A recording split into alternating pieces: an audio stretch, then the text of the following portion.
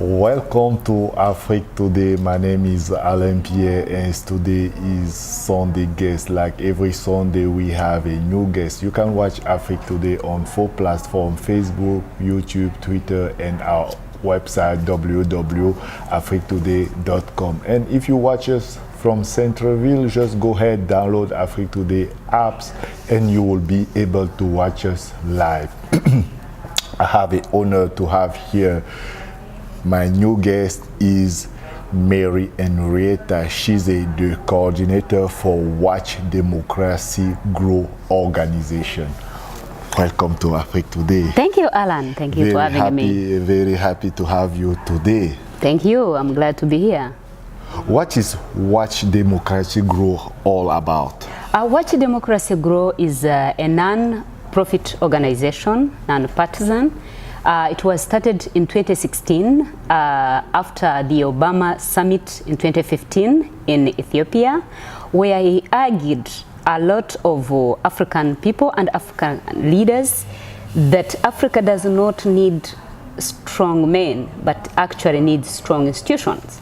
So it was after that speech that we really got inspired to start Watch Democracy Grow, an organization whose mission is to promote and integrate both democracy and human rights on the continent, with the vision that through public education, civic engagement activities, we will be able to have a prosperous continent and peaceful, hope-free. When this organization was created? It was created in 2016, September actually. Wow, very nice. What is the vision of that organization? The vision is that we believe Africa, like any other community, has gone through a lot of civilization stages. We had the issue 1960s, which was the time for independence. We had 70 to 80, the military coups, and so on. We think 21st century should be an era for promoting democracy, encouraging human rights respect on the continent. They usually say, civilization calls all. Society, leaders, and everybody. So we think this is a time for Africa at least to move on in terms of trying to establish good governance and human rights respect. And that's why we started the organization. Yes, no, just please tell me a little bit, because some people who watches us now cannot really understand what Watch Democracy doing for African community. Can you explain me exactly what exactly are you doing for African community? Yeah, what we do, like in Diaspora, the first thing, remember we got established in 2016. So literally what we are trying to do is to build the base for people in Diaspora to know that they have a duty of promoting those two values on the continent. And the reason why we promote democracy is simply human freedom. Okay. It's a universal need. It's not only in some countries and not the other. It's a universal need. And you cannot promote democracy without promoting human rights respect. So they go in hand. So that's why you combine the two. So in Diaspora, what we do, we engage other civil societies, other organizations which are here. And then after that, we try to see how we can also improve those kind of organization, link them to the organization at home, but also see how we can continue to promote the human rights progress on the continent. And how many members do you have? Okay, we started with I would say 6 members. We have a member from Sweden, we have another one from Liberia, we have another one from Angola, me from US, and then another one from she's from Gabon. Wow. So basically we have majority of them 2 men and 4 women.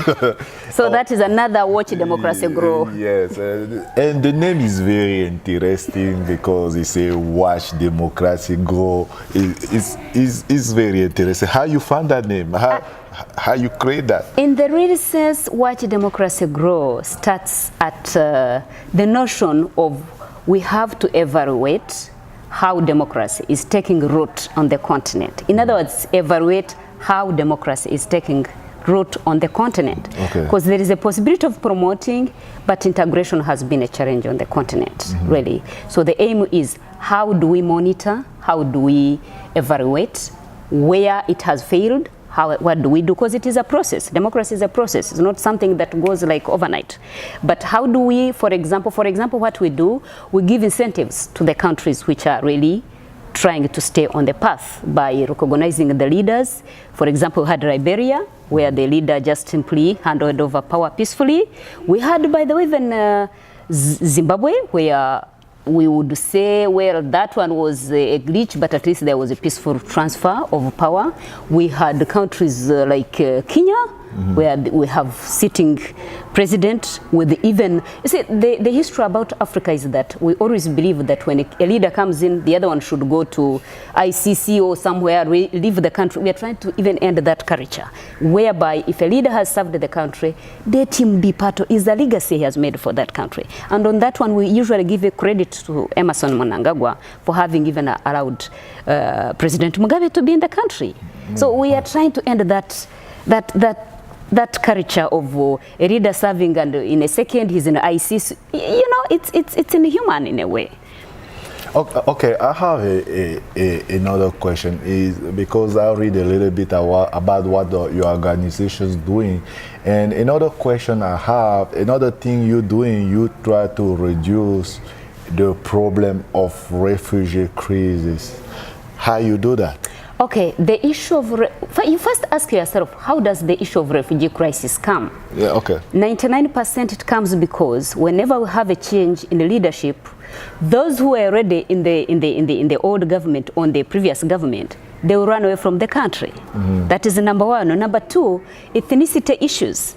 Sometimes you find that the leader who was in leadership previously is from a certain group of community, ethnicity.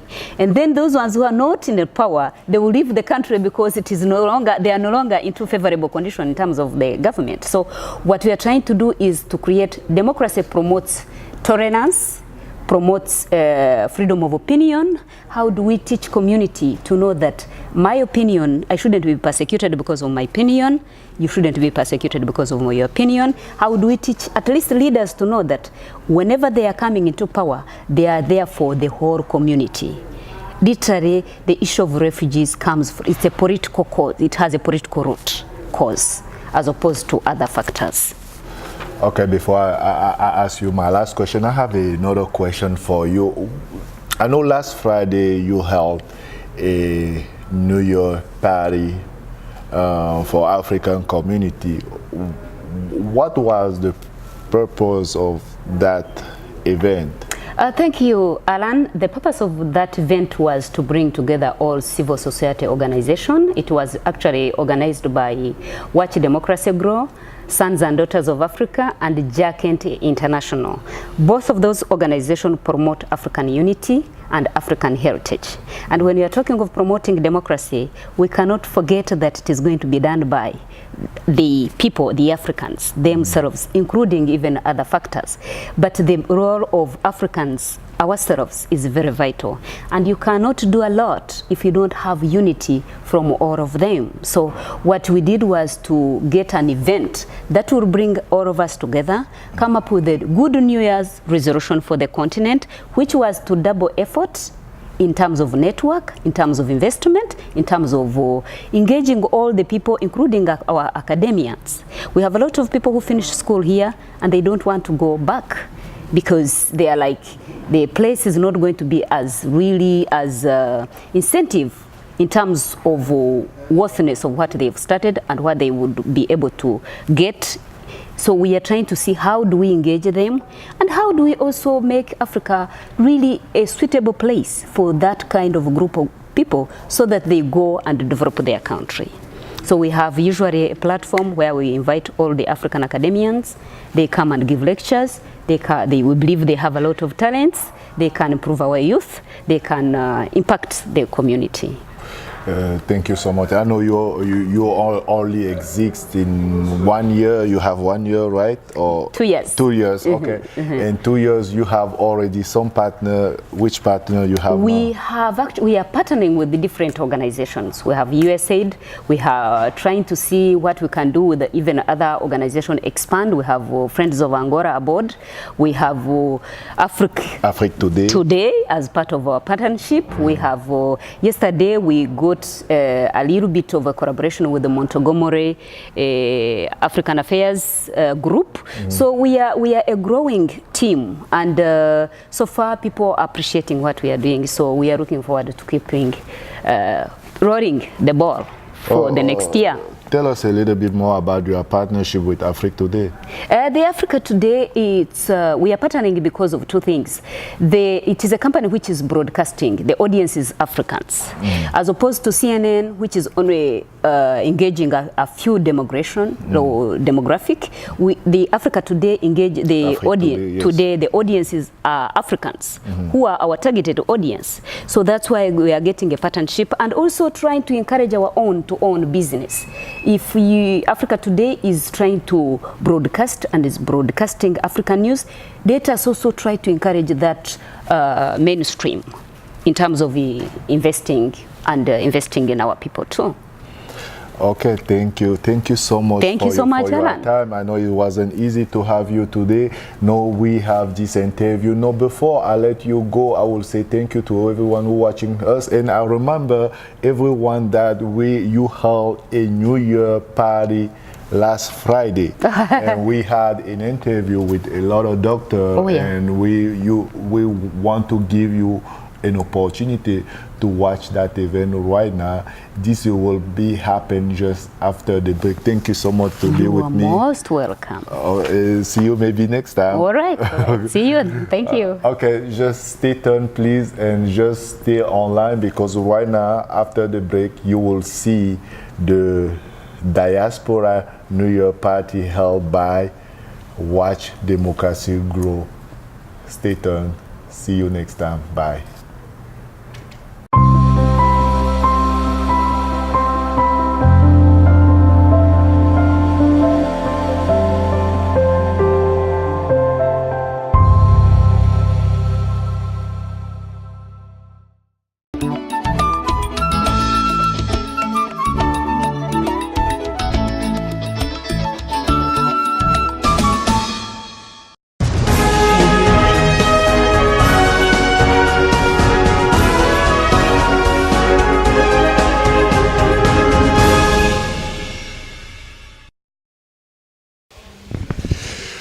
Welcome to Afrique Today. My name is Alain Pierre, and today Afrique Today is here to cover this big event, the event called Watch Democracy Grow for Stronger and Stable Community. And here I have a pleasure to have a very important guest here on Afrique Today to talk us a little bit about the political situation, about everything concerning Africa. Am I here with Mr. Lawrence Frankman? Welcome to Afrique Today. Thank you very much for having me. Please, again, for all African viewers who are watching now, can you please introduce yourself, tell a little bit about you, what you're doing?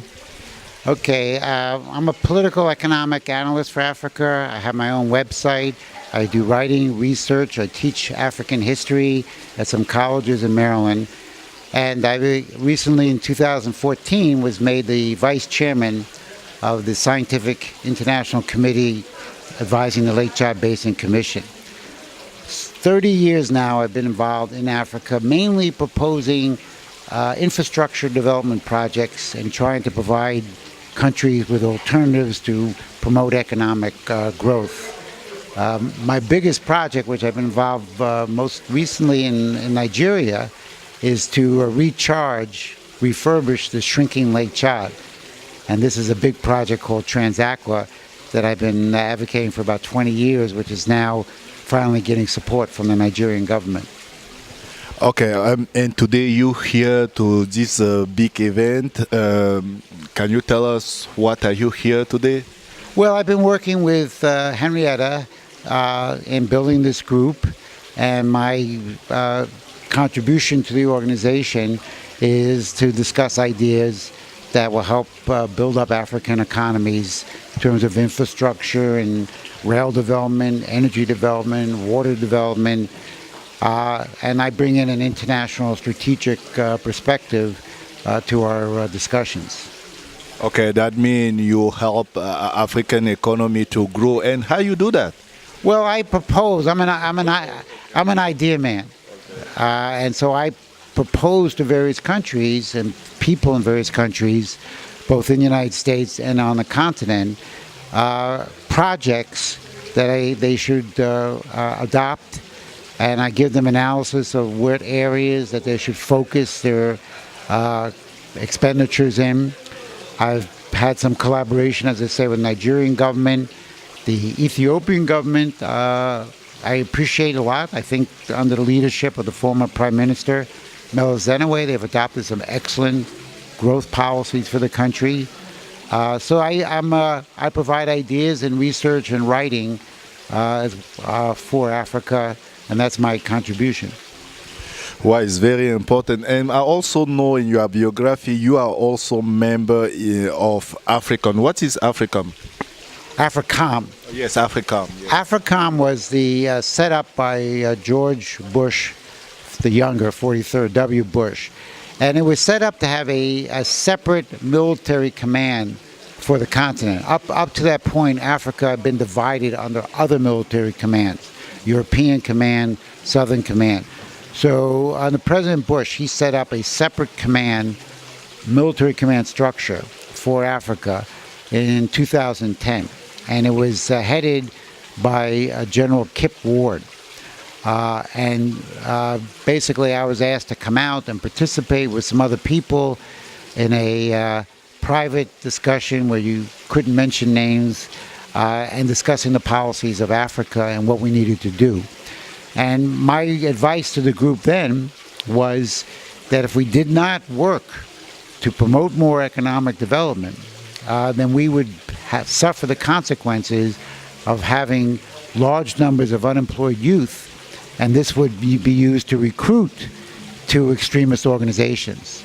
And I told them then that Boko Haram would be small operation unless we actually provided the jobs and future for the hundreds of millions of young people who are going to be in Africa between now and 2050.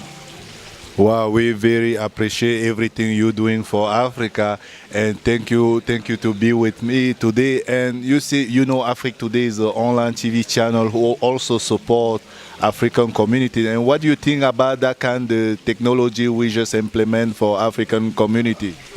I think the more technology we have for Africa, the better. One of the things I'm very happy about is more and more African countries are launching their own satellites with the help of China and other countries. But satellites are very important for communication, for farming, for identifying problems in the country, but they also are important because you're exploring space. And the more you explore outer space, the more mankind learns and the more advances we can make and the more technologies we can discover. Okay, thank you to be with me, and please stay tuned because we will have a lot of guests today. This is Africa Today. Stay tuned. We will be right back after the break.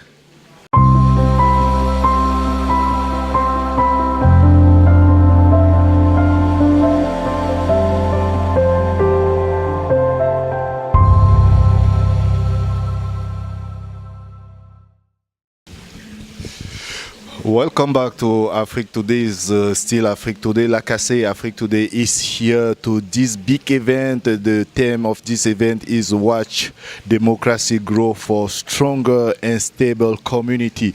And I have a pleasure to have here Dr. Valentina Akarubisang. Welcome to Africa Today. Thank you very much, and welcome, and nice to meet you, Pierre. Okay, thank you so much to be with me today. Okay, for all of viewers who watching Africa Today now, can you tell us a little bit about you? Well, should I hold this? Yes, yes. Okay, great. Yes, as he said, my name is Val Okaru Baisant. I actually go by Val. It's much more, informal.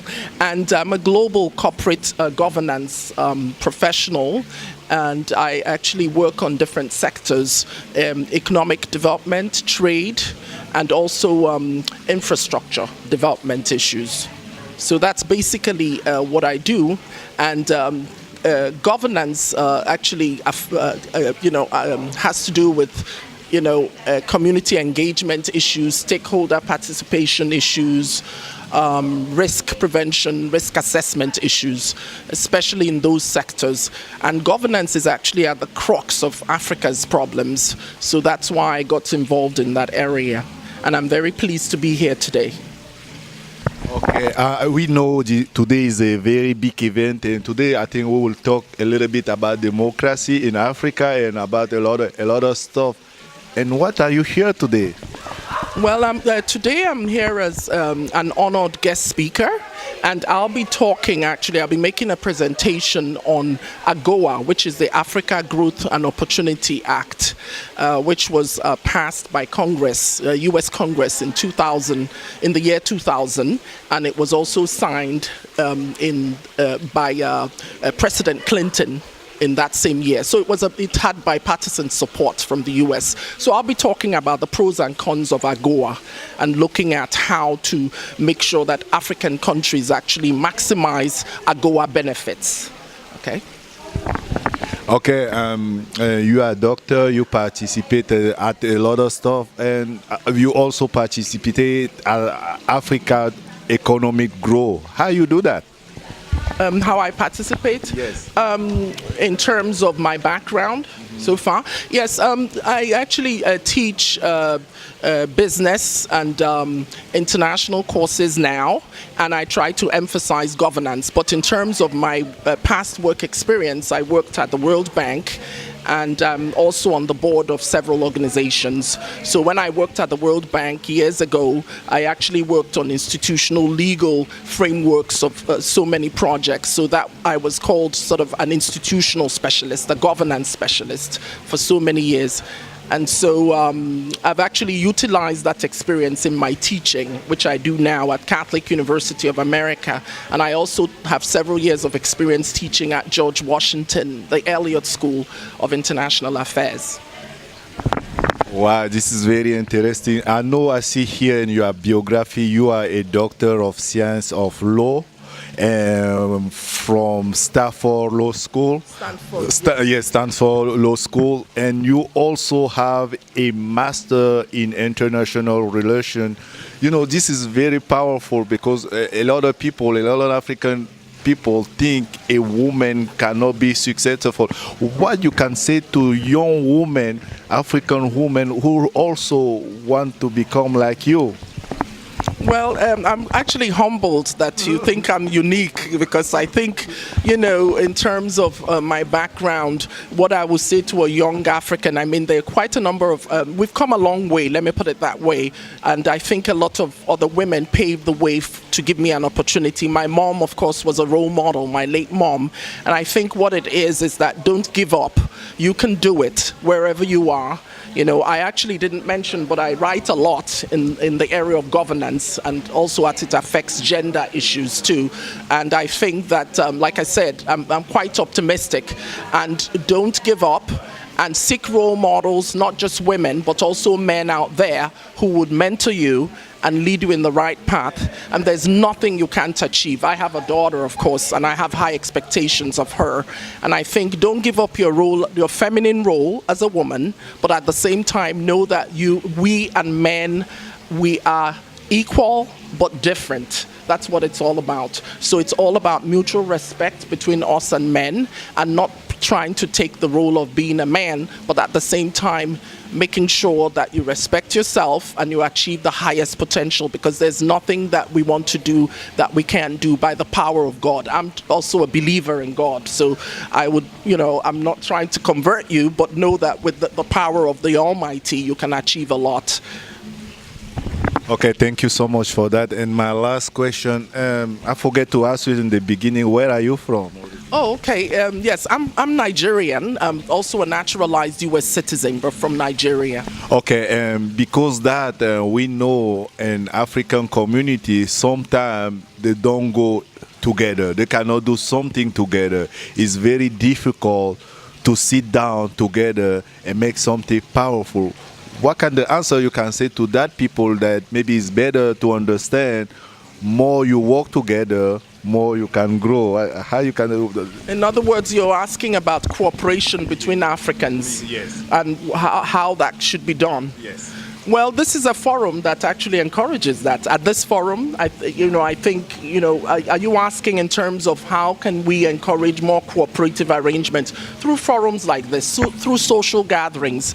And of course, in terms of the African diaspora, I'm hoping that through many different activities, more and more Africans will communicate with each other and exchange ideas. And of course, not even beyond the African diaspora, we also have what the current AfCFTA, which is the Africa Continental Free Trade Agreement, which is proposing integrating trade within Africa. And I think possibly with that, you're going to have more flow between one country in Africa and another. There'll be open borders, and that would probably encourage more interactions between Africans of, different parts of the world. And I think we were colonized basically by the French and the English. And then we had some parts of Africa that were colonized by Germany, but mostly French and English. And I think language shouldn't really be a barrier for us. Look, I speak French, remember? Je parle français, mais pas très très bien. Hein? Okay. J'ai habité à Nice il y a longtemps. Okay. And I'm from Nigeria. Je viens du Nigeria. On en parle anglais au Nigeria, mais je parle français. Okay. Il faut pratiquer, hein? Il faut avoir l'habitude de pratiquer. Hein? Pratiquer, c'est ça.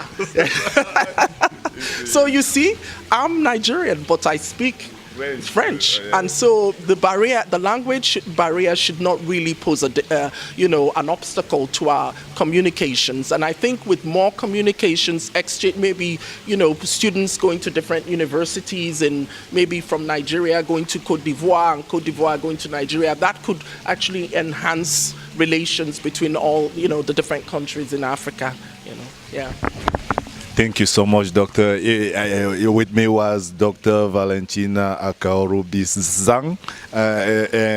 She was with me. She's a very powerful woman. And please stay tuned. This is Afrique Today. We'll wrap back because we have a lot of speakers today. Just stay tuned. We'll wrap back just after the break.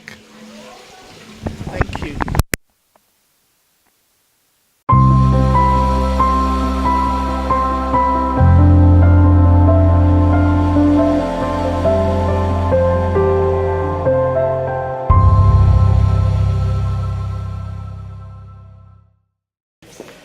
One of the things I always ask our speakers is there something that is not within your bio that you find interesting that you may want to share?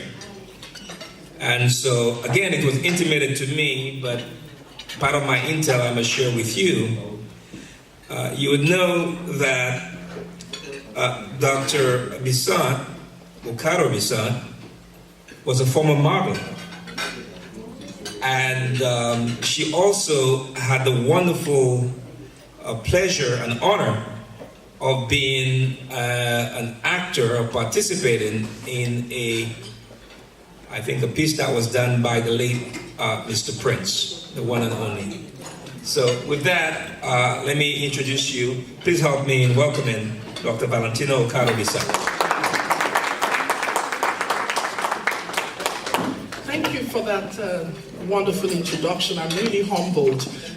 Let me say, I wasn't, I did a little stunt. Let me put it that way. It wasn't a major stunt with the Prince movie, Under the Cherry.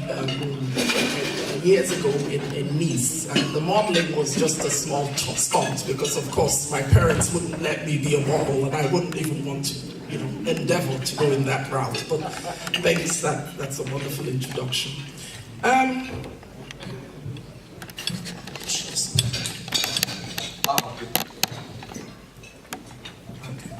Yeah. Yeah, just a little bit. Okay, that's perfect. Thank you. You're welcome. Okay, so first I want to thank the organizers, Mary, and of course I want also to thank Larry for inviting me to this forum. And of course I'm going to be discussing, I have 20 minutes actually to do this presentation. And of course, as a professor, I always know that I have to keep my, monitor my time. But I'm hoping I can discuss within the first 15 minutes, I can make my presentation, and then I can have a Q&A for those who have questions. The subject matter, of course, is on how African nations and the African diaspora can capitalize on the AGOA market access preferences and the benefits of AGOA. Now, but let me first tell you, there are 5 subject areas that I'm going to be addressing, and really very quickly I'm going to do like a laundry list in some areas and then leave it open to Q&A. First, what are the objectives of AGOA, and what is AGOA really? What are we talking about when we talk about AGOA? And then I'll be looking at statistics, in terms of African nations and how they fared with respect to AGOA, especially the top 5 largest exporters under AGOA. And then I'll be looking at how African countries and of course the diaspora, the African diaspora, can actually turn some of the challenges that they face into opportunities as they try to, capitalize and maximize AGOA benefits. And then I'll also be looking, number 4, at what the implications are for the African diaspora. And then I'll also be addressing, in terms of my conclusion, I'll be looking at what the implications are for the African diaspora. And then I won't have to address it, but I'll raise questions as to implications for the Africa Continental Free Trade Agreement, and also implications for China's increased domination in Africa. So first, what is AGOA? Africa, I'm sure most of you probably know, but just quickly for those who don't, it's the Africa Growth and Opportunity Act.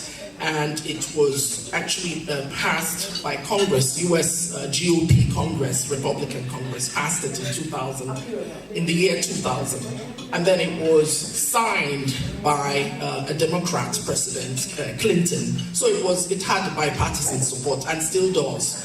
AGOA was then, of course, extended by President Obama in 2015. It's been extended now to 2025. Okay, and what was the objective of AGOA?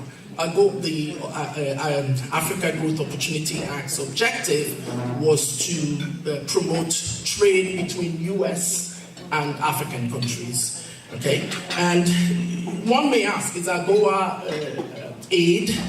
Is it Santa Claus from the US to Africa? Some people, I know some of my students are like, wow, how wonderful. AGOA, is AGOA a free trade agreement? AGOA, as it states, is actually an act, but it's not meant to create a free trade agreement. It's actually meant to create a preferential, I put in quote, preferential trade agreement.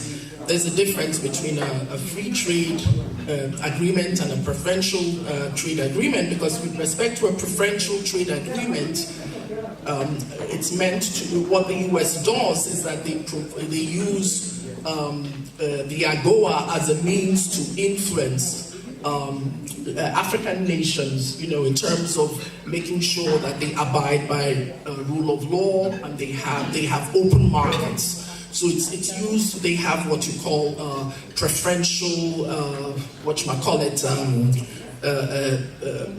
benefits that they provide in order to entice or incentivize African nations to, like I said earlier, open their markets. So it's somewhat of what I call like a preferential benefits criteria or requirement that they always have. And they do it on a case-by-case basis based on the country in question that they're dealing with. And let me also note that AGOA applies only to sub-Saharan African countries, okay? And of course we have, as UNDP has stipulated, we have 46 sub-Saharan African nations of the 54 African countries. So it applies to only of the 46 of the 54 African nations. And now,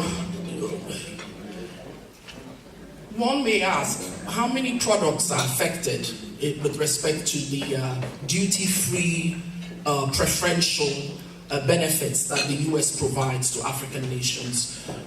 We have over 6,000 products that are covered. In other words, the preferential treatment that the US gives to African nations on a case-by-case basis covers about over 6,000 products. So that's really impressive. But then the question becomes statistics, which is the next topic. Let's look at the statistics on this. I know we don't have a PowerPoint, but I'll just quickly go through. The top 5 African exporters to the US are South Africa, that has exported so far 7.8. This is on the website, the trade representatives website, right? As of 2017, South Africa has exported 7.8 billion, not million, billion worth of goods to the US. Nigeria 7.1, that's number 2 in sequence, right? Angola 2.6 billion, Ivory Coast 1.2 billion, and Botswana 772 million, okay?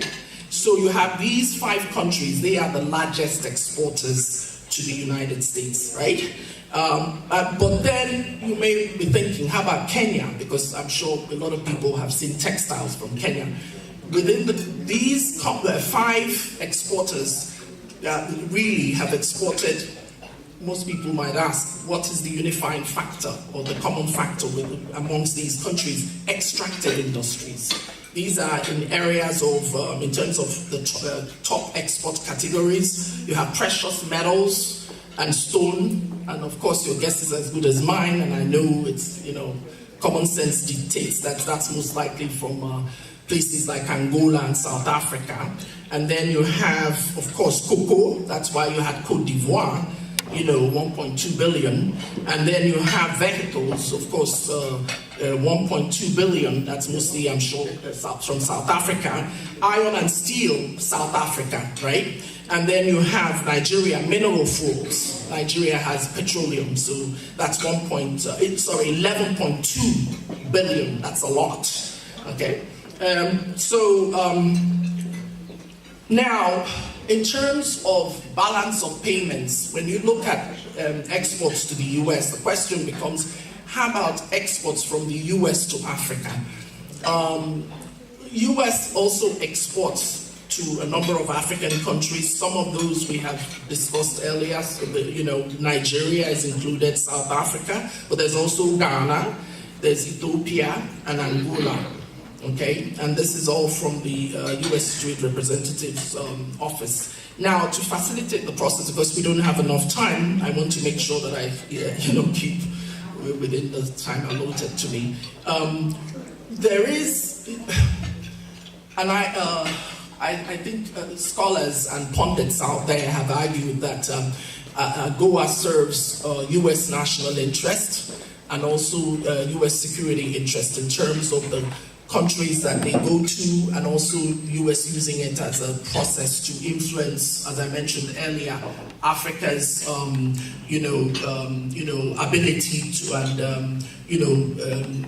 willingness to implement rule of law and open markets, but also pay attention to the fact that US actually in 2017 ran a deficit of 10 billion, about 10 billion in terms of number of imports or exports to Africa versus imports.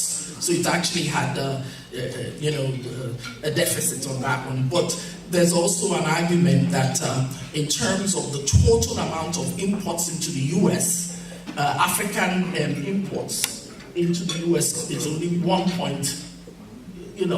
about a little bit more than 1% of the total number of exports, overall global exports imports into the US. So in other words, the imports from Africa, occupy only 1% of US total imports from the global community. So that's a teeny bit.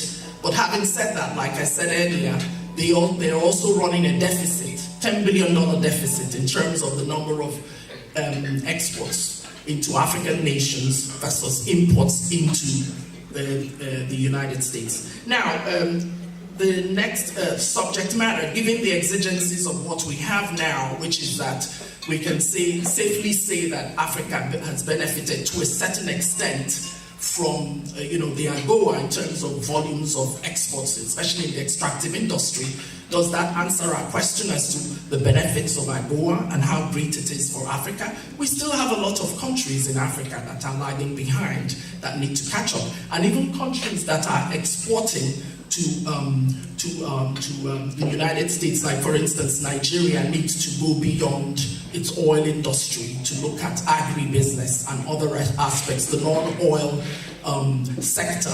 And Kenya, Ethiopia is doing quite a bit now in the footwear industry. They're exporting a lot, but there's still room for improvement because there's still a lot of challenges that African nations are facing with respect to maximizing the full potential. Remember, we said earlier, 6,000 products. They haven't even begun to address how to make sure that they really fully maximize exportation of most of those products. There's so many of them out there. So what do they need to do? I have a little bit of a laundry list because of time. I still have a bit. I'm looking, it's 9:07. Where is my conductor here? Oh, Mary's not here. Oh, great. But anyway, it's 9:07, so I'm still within my time limit. But anyway, so going to the issue, the third, as I said, what are the challenges? What do they need to do, actually, African nations?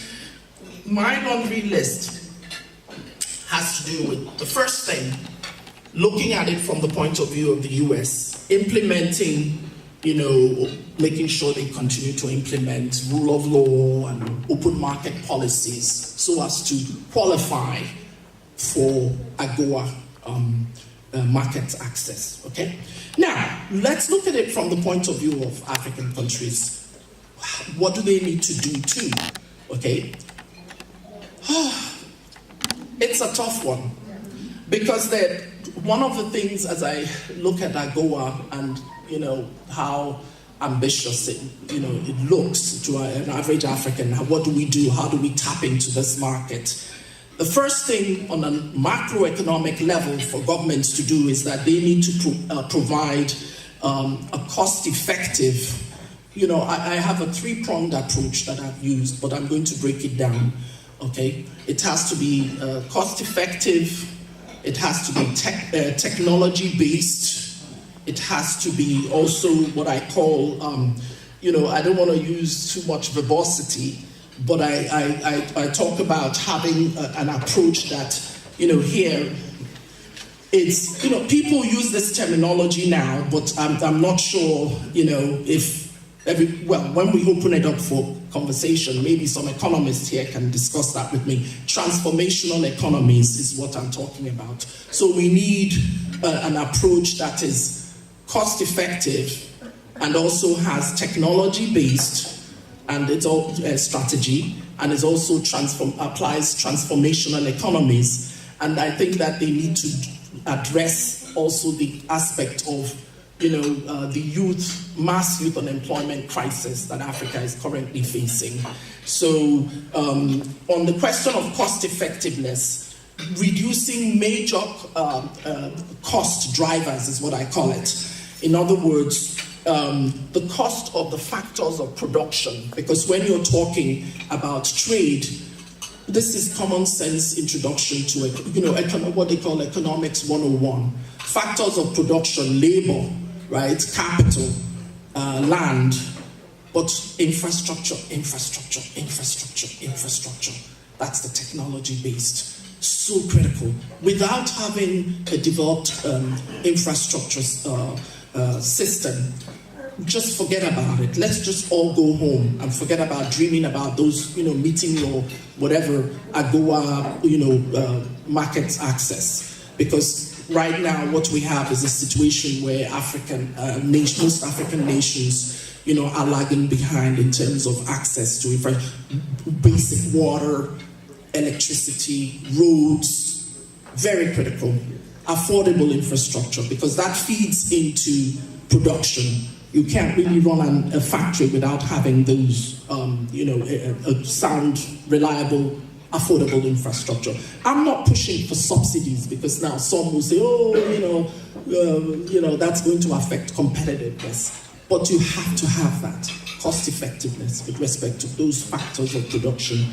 Now, the other question too is developing governments have to develop policies that enable access to sound industrial technology and vocational training. That has to do with the question of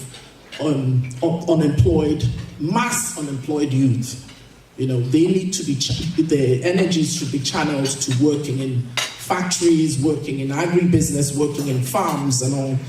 And another critical aspect too is when I talk about transformational economy, developing a strategy that implements a system of transformational economy that creates an enabling environment for converting resource capital, which I call primary products, into finished products. You have to have a technology-based strategy to do that, because that's why I call it a transformational economy strategy.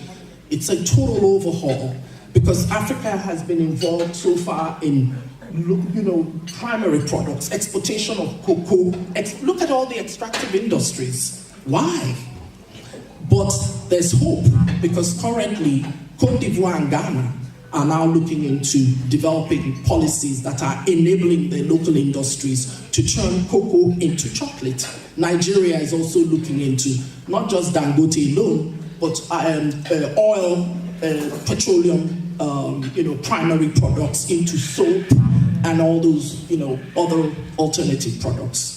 That would really enhance their competitiveness and ability to capitalize and maximize, the market access as provided by AGOA. Now, lastly, the third element that needs to be addressed by African governments, very critical but often neglected also, is the question of negotiation strategy. They have to develop ways in which they can sharpen their negotiation strategy to negotiate with US policy and lawmakers, lobbying, whatever it takes, because that's part of the process. And of all the African countries, the most sophisticated is South Africa in this regard. They're doing a relatively good job with respect to making sure that they're engaged, because I can't, there's a case study, but I can't really go into details, but it has to do with the Section 232. Some of you are probably following what's going on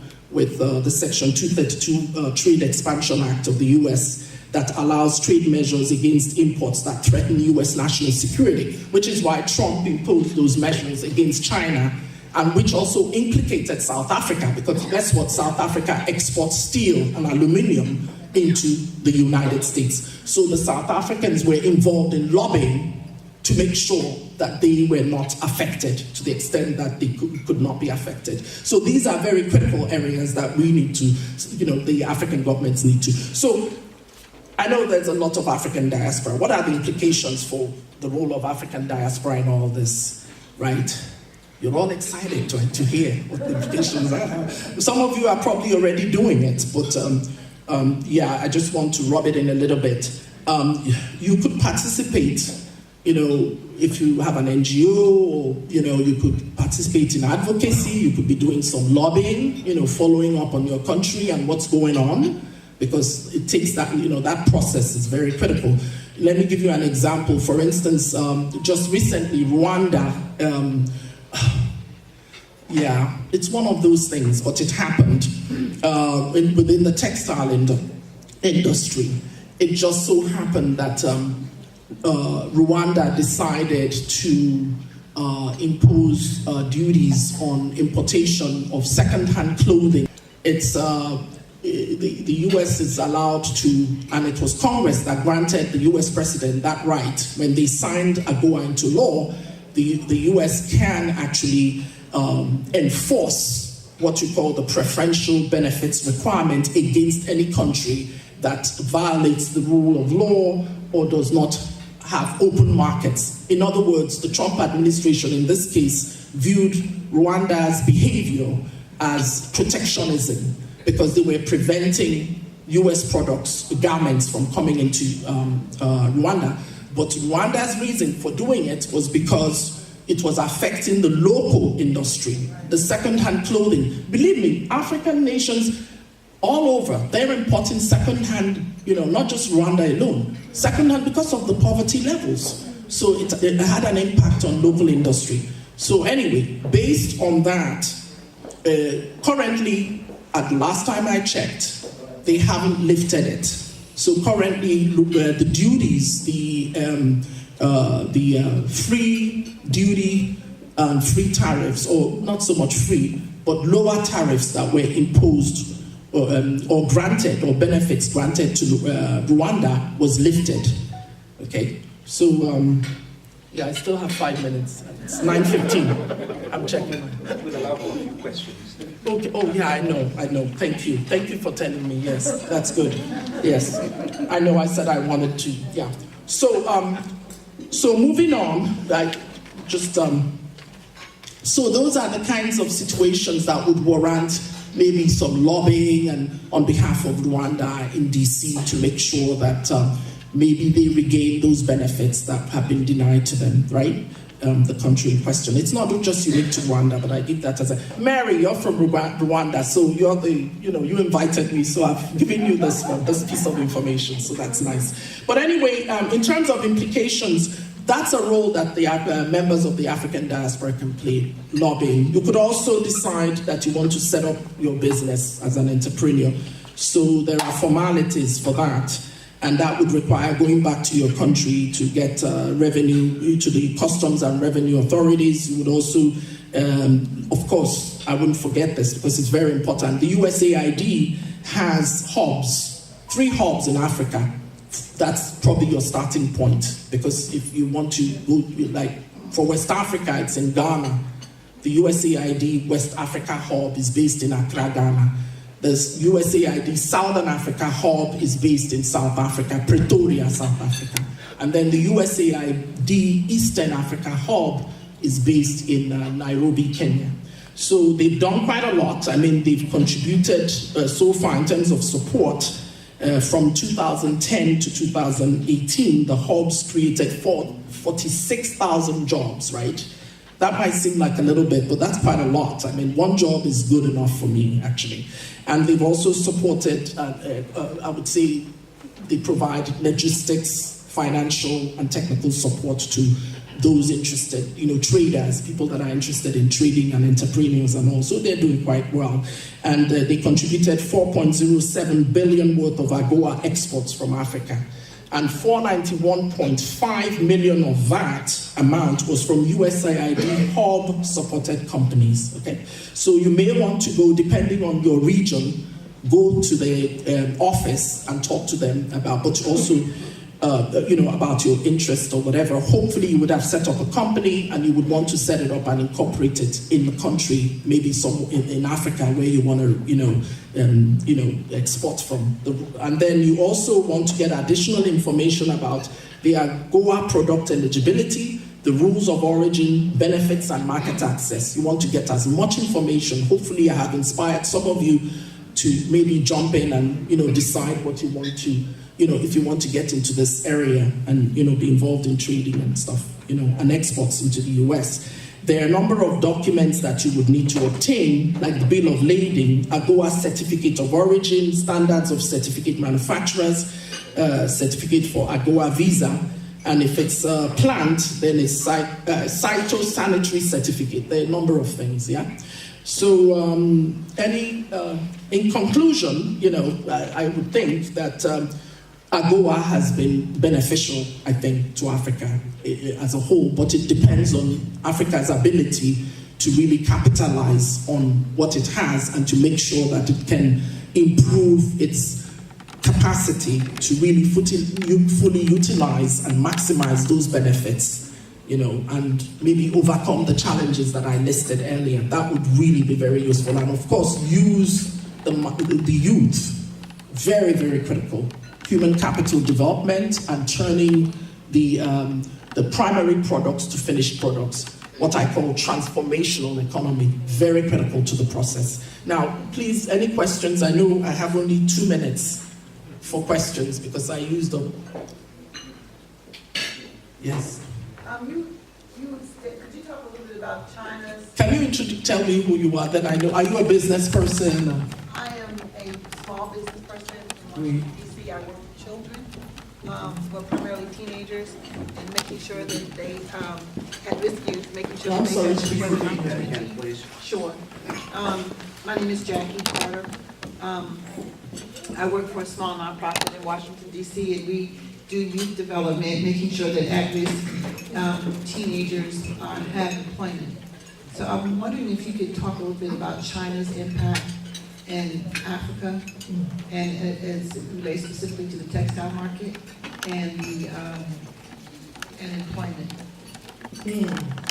I think you know what the answer is. That's why you're asking. It's rhetorical, right? A little bit. There's a plus and no.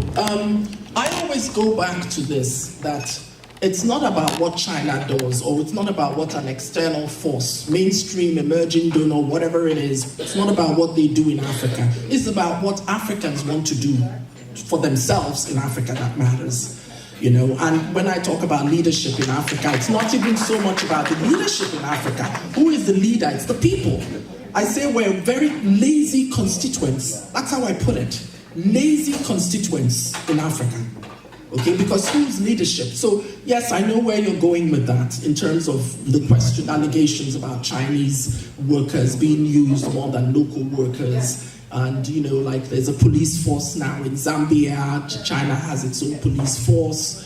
And, the possibility that like in Lesotho, in the textile industry, where Chinese markets replaced the Lesotho textile industry under AGOA. It actually suffered under AGOA. That's the infrastructural argument, because China, when they go there, they have the ability to have generators and, they're basically self-sufficient. But unfortunately, that's where that feeds into the narrative of government support to local industries in those regards, so they could be more competitive, because China is here to stay.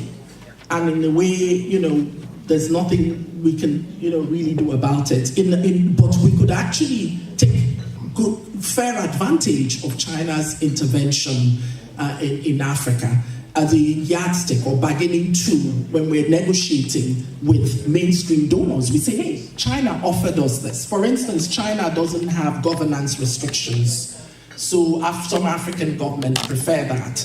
But it's not so much a safe one, or should we prefer that, or is there a quid pro quo, in terms of our giving up our sovereign right or sovereign, right to, non-intervention, which China provides, but it's a matter of looking at the big picture of the labor and the quality of the products and all. But in the end analysis, it's a good thing, because the more the merrier, so to speak.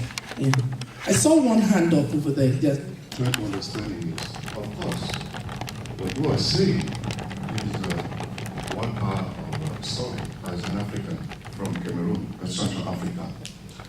We understand that those leaders, even if they don't reflect the reality of their country, or they don't do what they're supposed to be doing, work for the public interest, it's because they are a reason.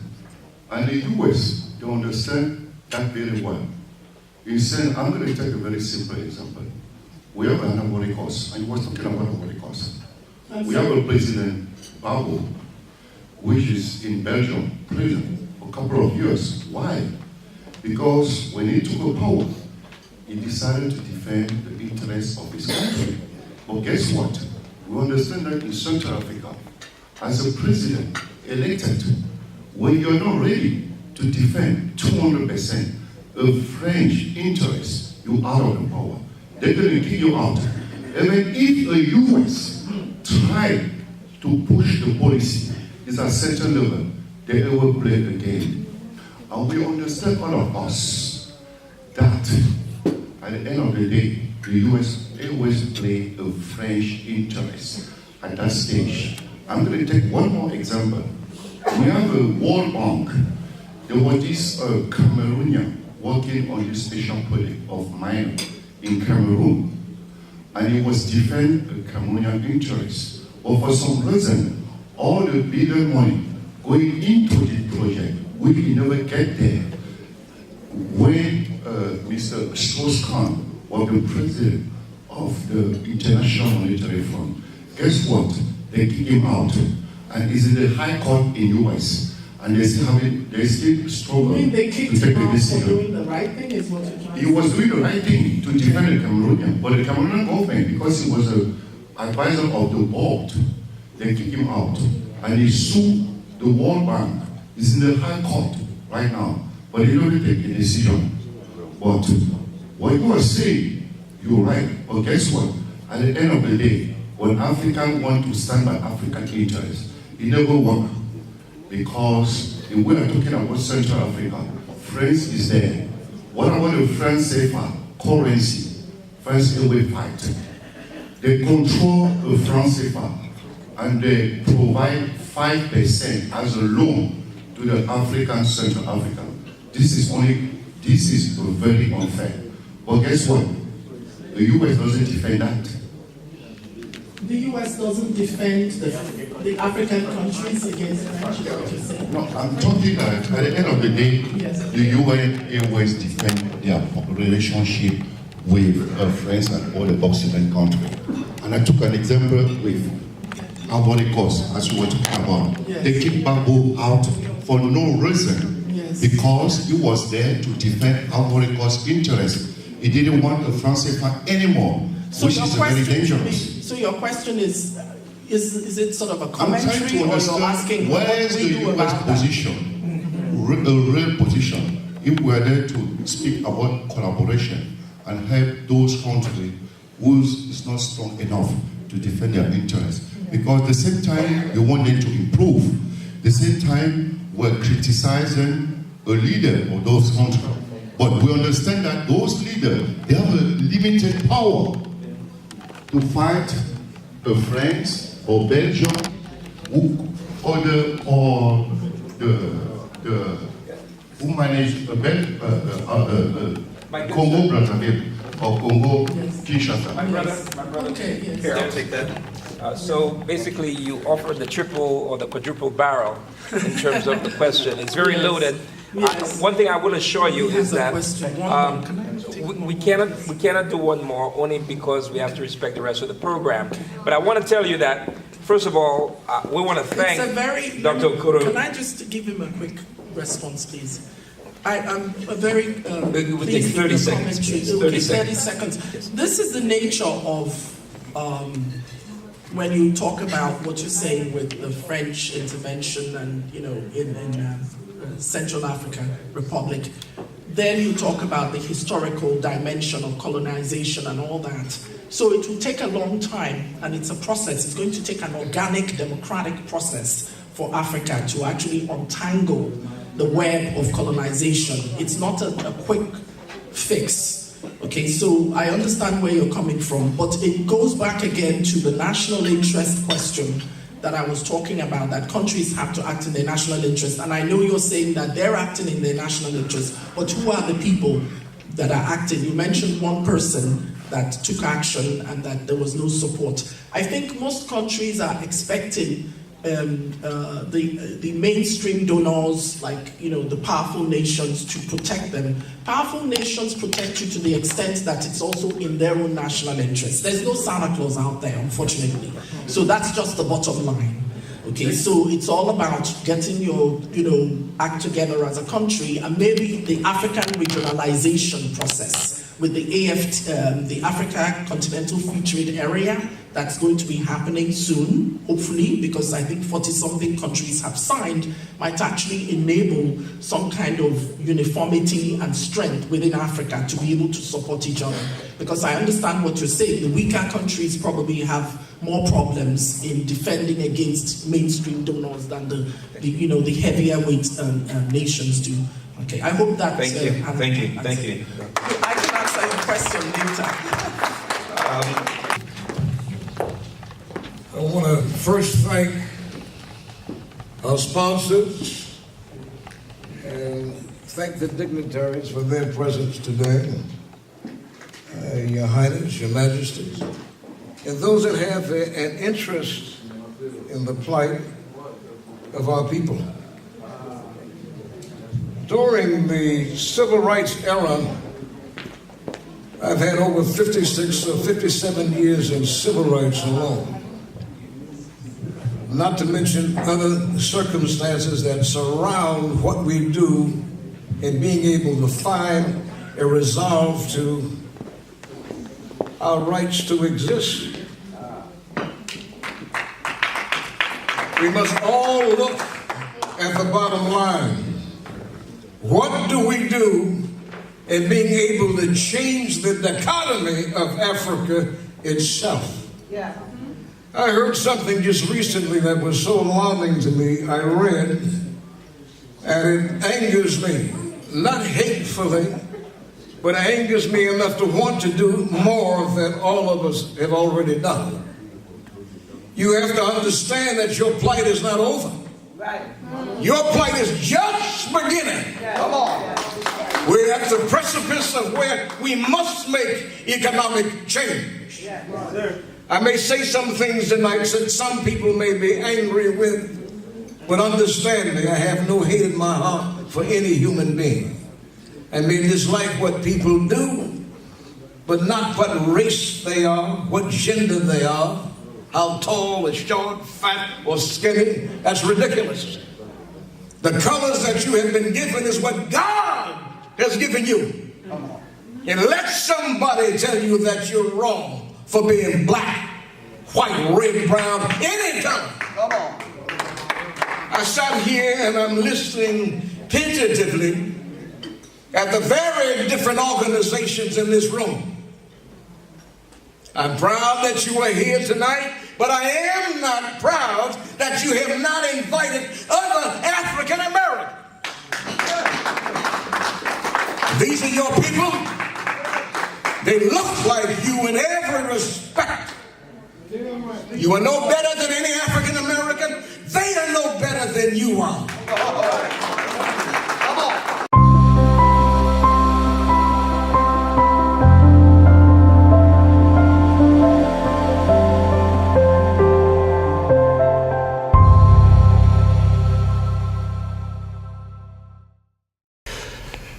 Thank you to be with us. It's still Afrique Today. We are live on 4 platforms: Facebook, YouTube, Twitter, and our website www.afriquetoday.com. If you watch us from Nigeria, just go ahead, download Afrique Today apps, and you will be able to watch us live directly from your smartphone.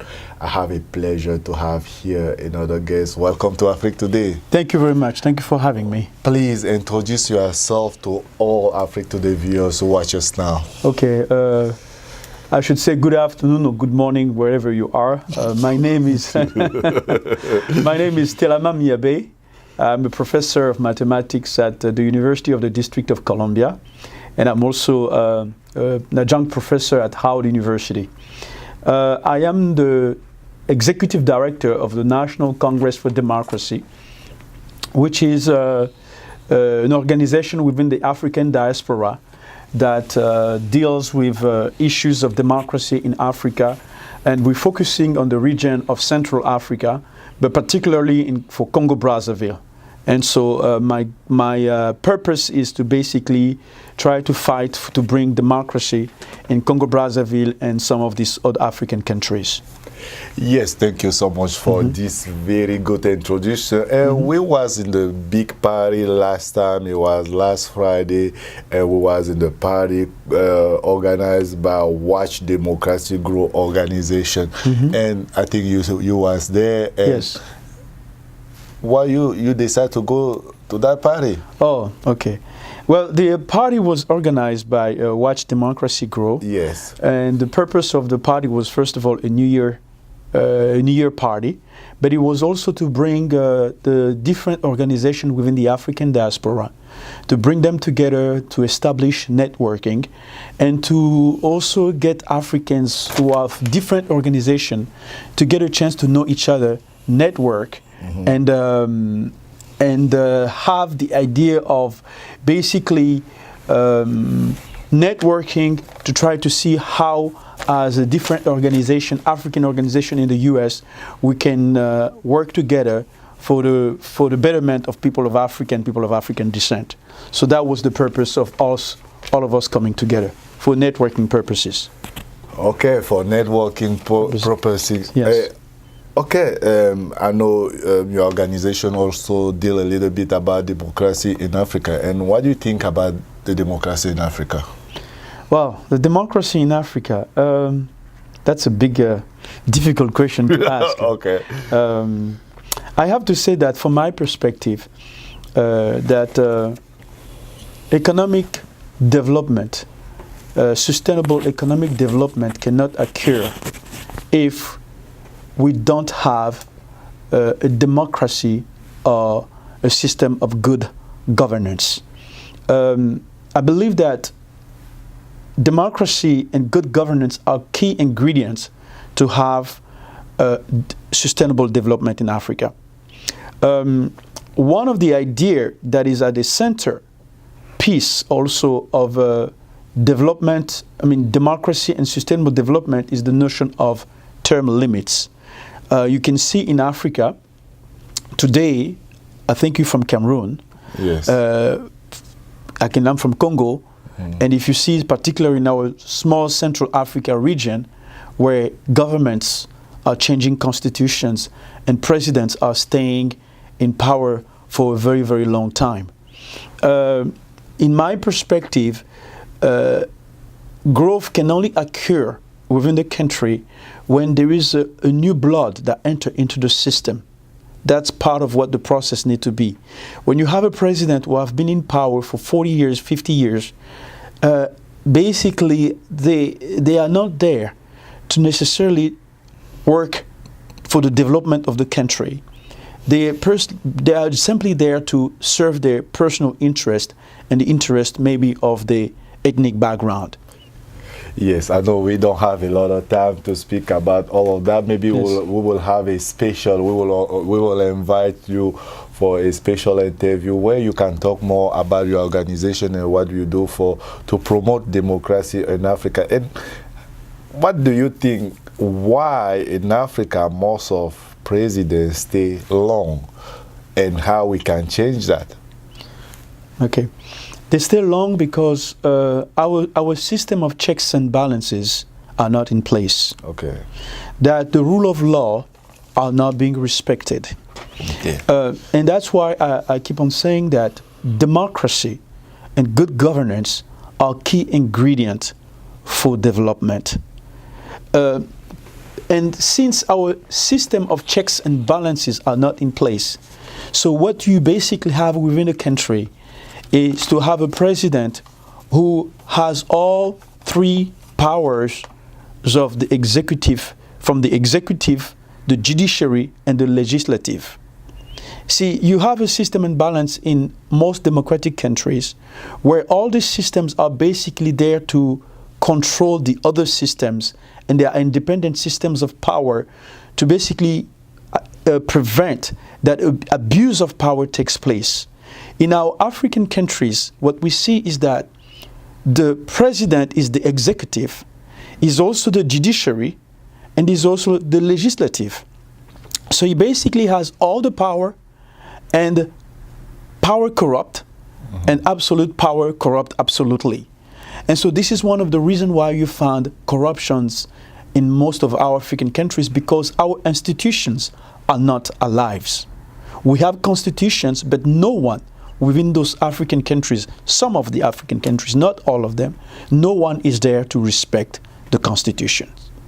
And every president can desire to change the constitution whenever they want to change the constitutions, because they have all the power to do so. But you see, in America, for instance, if you look at the history of America, when the Constitution was written and ratified, there was no term limit in the constitutions. Term limit basically came 150 years later, when President Roosevelt, I think it was Franklin Roosevelt, came into power in 1933. And of course, there was a particular circumstances at that time. The country was going through crisis. They have a political crisis. It was World War II that was taking place. They have economic depression. And so because of those circumstances, the president, Roosevelt, was the only president in the Constitution of the United States who was elected 4 times, served 3 terms, but then the 4th term he died in office. But when George Washington was elected the first president of the United States, he served 2 terms. And it became a convention that every single president that came after him only served 2 terms. So my point is that for us to have in Africa, to have democracy, we need to have leaders who respect the rule of law, who are visionary leaders, who are coming to serve not themselves, not the clan, not the family members or everybody else they're serving, but they are coming to serve the people who have elected them and who are respecting the democratic process that has been established. Wow, this is very interesting. Before I give you my last question, because we don't have a lot of minutes today, I want to ask you something very interesting. What the organization like Watch Democracy Grow organization or your organization can do to make some change to the democracy in Africa? Very good question. One thing we can do is, first of all, to come together as an organization. I'm going to give you some statistics that may surprise you.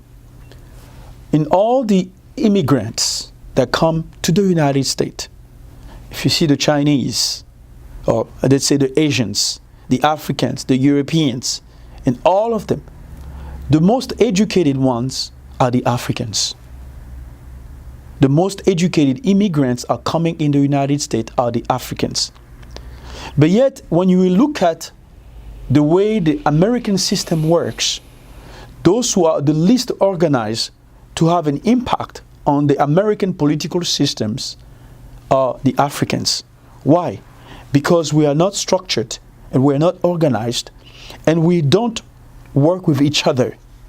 So Democracy Grow, my organization, the National Congress for Democracy, all of these organizations that are here, many of them, if we can come together, first of all, and exchange in how we can help each other to move the agenda of the African people and African descent, people of African descent, that's one of the reasons why we want to come together.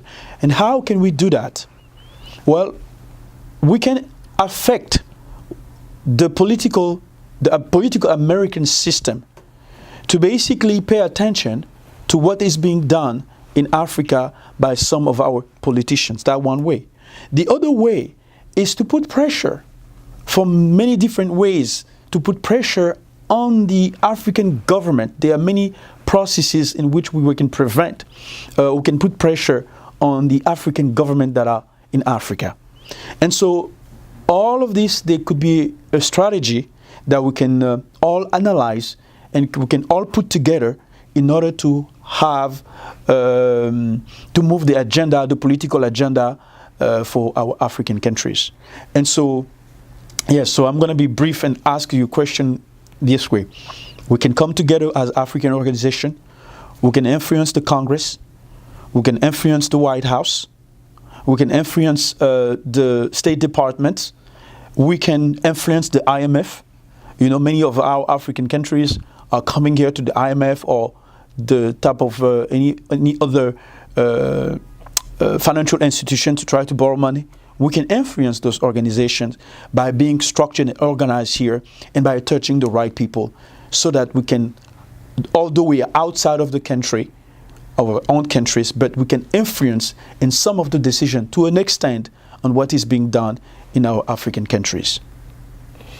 Whatever you want, Africa Today is ready to organize a town hall to speak about issues regarding Africa. Remember, Africa Today is online TV, and you can watch us on 4 platforms, Facebook, YouTube, Twitter, and you can also watch us on our website, www.africtoday.com. If you cannot do that all, you can also download Africa Today app, and you will be able to watch us directly from your phone.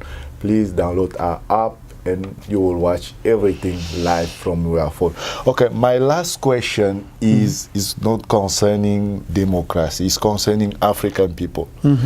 We realize more African people like to fight each other. You create something, another one create the same thing next time. How we can fix that? For example, I see Ethiopian community, they are very successful. They don't fight each other. They help each other. Another French community, African community, they don't do that. You create something today, maybe you call that democracy something.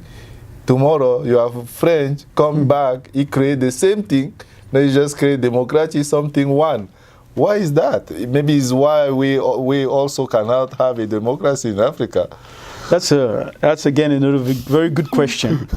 How can Africans can work each other without basically fighting each other and stabbing one another in the back? A very good question. Well, every community, even the Ethiopian community that you just described, have issues. If you get involved just as I am, I have many friends in the Ethiopian communities. In fact, some of my best friends are in the Ethiopian community. They also have some issues. Every community have issues. No, if you watch American community, they help each other. We live here in America. When you want to promote your stuff, American people will help you to promote your stuff. Now here in America, when African try to promote even in WhatsApp, all that stuff, the first people who will shut you down is your people. They will try to shut you down. They will bring more critical. Then they can bring something to help you to grow. Why is that? Maybe egoism. Why selfishness. Is that? Okay. Yeah, I understand what you're saying. Yes. There's some truth to what you're saying, right? What I was simply saying that first of all, let's establish that every community have issues. If you come closer to them, they have issues. So you're absolutely right that there's some issues that we have in the African community, and it's too much. The only way I can describe that is that, you know, when you've been colonized, when you've been brainwashed, when you have been taught to hate your brother, all of this is actually what part of what colonization did in our consciousness. There was psychological impact of colonization. And so unless we Africans look ourselves, just like the question you're asking, why are we acting this way?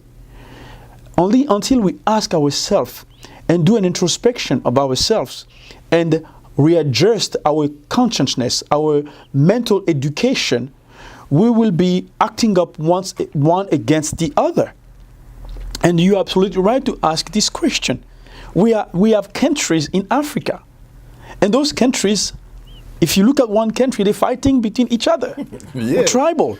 But tribalism, which is also the result of colonization, because when colonization took place, the idea was to divide and conquer. The mentality of divide and conquer has not necessarily disappeared in our consciousness yet. So we keep on repeating some of our behavior that are the result of colonization. Of course, I'm not trying to blame European or white people. I'm saying those behavior automatism have become part of our nature. And until we re-educate ourselves to look at ourselves as one people, regardless of our skin color or different tribe, see, that's the education that Africans need to do. And that education comes by, first of all, doing what you did, asking these questions, becoming conscious that there has been a consciousness, we have been affected. Our consciousness have been affected. We just reacting as groups without understanding why we are reacting to act in a certain way. So the way we can overcome that is always through education. Understand that people in Africa or people who have been colonized have been affected consciously on the subconscious level. They basically what Frank Fanon talks about, the psychological impact of the consciousness of black people. People have written tremendously on this point.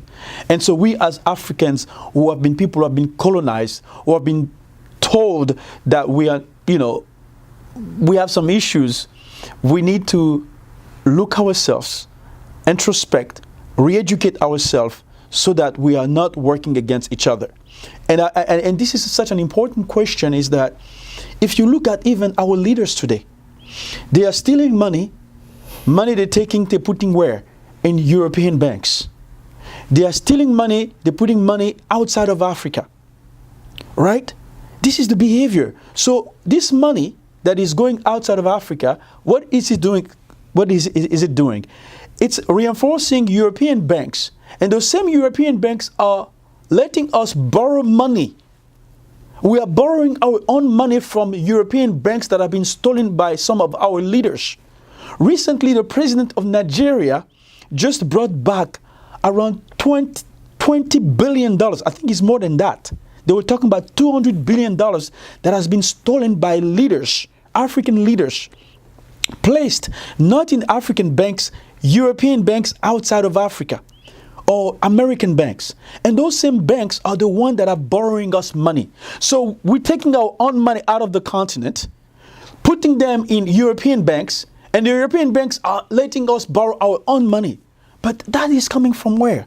From our leadership that is broken, that has no vision.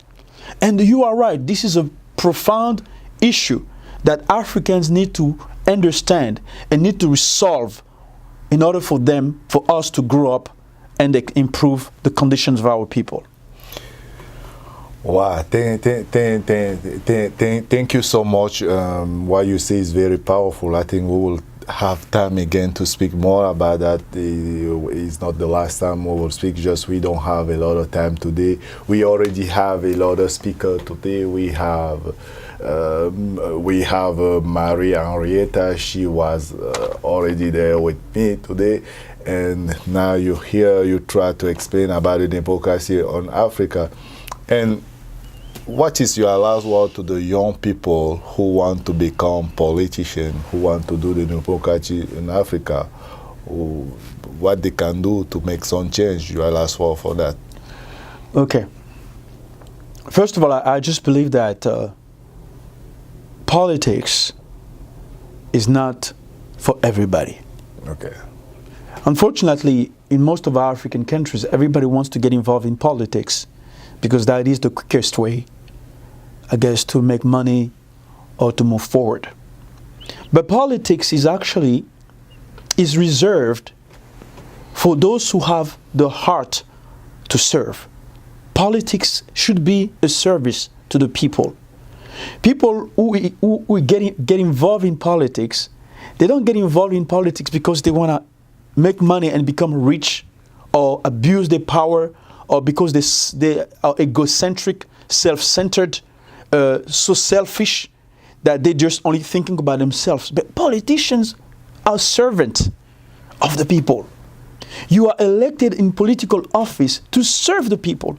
Look at Obama.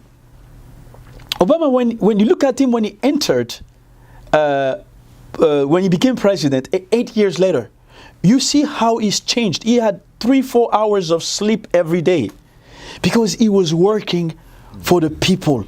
It was a service to the people. It wasn't there for him to sleep for 5, 10, 20 hours and just steal the money from the people. So politics should be for those who have the heart of the servant. Politics is for the servant. So my advice is for each one to do an introspection of who they are. Why are they entering into the politics? Is it because they want to serve, or is it because they want to serve themselves? And most of our people who are entering into politics is because they want to serve themselves, and also because the country is not giving them a chance to do other things business-wise or educational-wise, where they can have a decent way of gaining or living their lives. And so people end up getting involved in politics. I know it's the last word, but I'm sorry. You're asking me some very tough questions, and I'm so passionate about it, and so that's why I'm taking the time. We will have time to speak a lot about that, and I think it's not the last time you will be our guest. Thank you so much for your time. Thank you. Thank you so much to be with us, and thank you so much everyone who watching us now. I remember that you can watch us live on 4 platforms: Facebook, YouTube, Twitter, and our website www.africtoday.com. If you watch us from Facebook, please share the link on Facebook, share to everyone.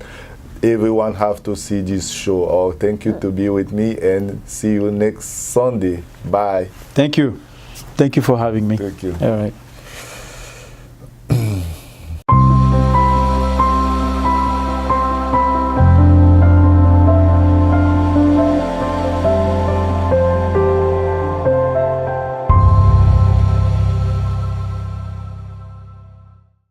Well, I'm Craig Rice, Montgomery County Council member representing District 2, and I'm also leading the Sister City delegation trip to Gondar, Ethiopia, later on this January. Well, it's important. You know, what really is important for me is to make sure that folks understand just how important they are to our community, the inclusivity of everyone, and making sure that they feel valued, that we're learning from them, that we're getting great experiences from them, both culturally as well as economic support, whether it's through businesses and entrepreneurship, but also when it comes to focusing on cultural and religious and sharing all of those kinds of values. We want to make sure that our community in Montgomery County is stronger because of our African immigrant community.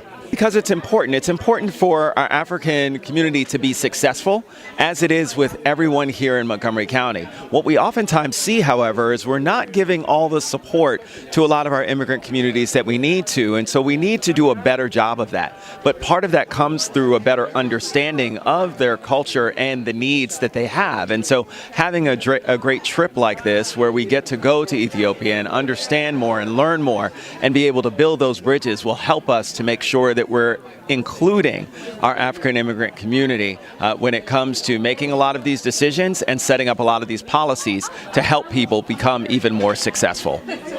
Well, let me just say that Montgomery County is certainly open for business, and we want to see entrepreneurs continue to evolve and develop and become successful. We have a lot of different examples of folks who have come here and done great things, setting up coffee companies, setting up restaurants, setting up businesses that deal with biotech and other kinds of things. They're all there, and so we're really looking forward to that. Okay, thank you so much to be with me today. Thank you so much. Thank you. Thank you so much. It was a pleasure. Okay. All right.